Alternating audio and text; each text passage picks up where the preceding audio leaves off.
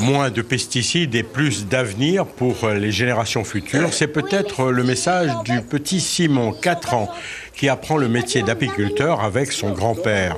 Pascal Fontaine, ce dernier exploite au tampon 800 ruches avec son fils. Il connaît les méfaits de l'acétamipride sur les abeilles.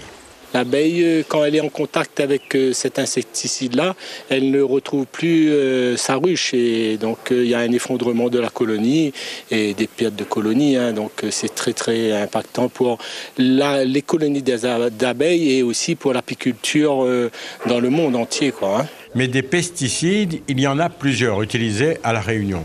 Et pour Pascal Fontaine, il faut trouver un juste milieu pour que les maraîchers, notamment, puissent eux aussi s'en sortir.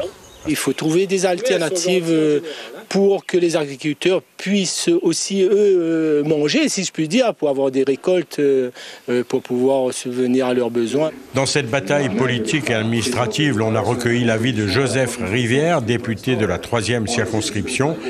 Il avait voté en faveur de cette loi. Ce n'est pas une grande perte. Regardons dans l'ensemble, la loi, c'est une loi de simplification de la vie agricole et du métier d'agriculteur.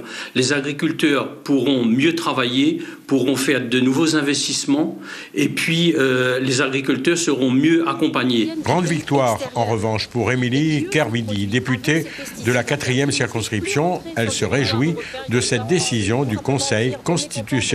On n'avait pas arrêté de dire pendant tout le temps des débats sur la loi du plomb qu'il fallait faire prévaloir le principe de précaution, la charte de l'environnement, sur la productivité, la santé humaine, l'avenir de nos enfants devait prévaloir. Et on a aujourd'hui eu gain de cause. Et si l'on parle de la santé humaine, même si l'on interdit ces pesticides en France, pour Émilie Kerbidi, il faudra également penser à réguler les importations car des produits fabriqués ailleurs dans le monde avec des néonicotinoïdes rentrent impunément sur le marché local.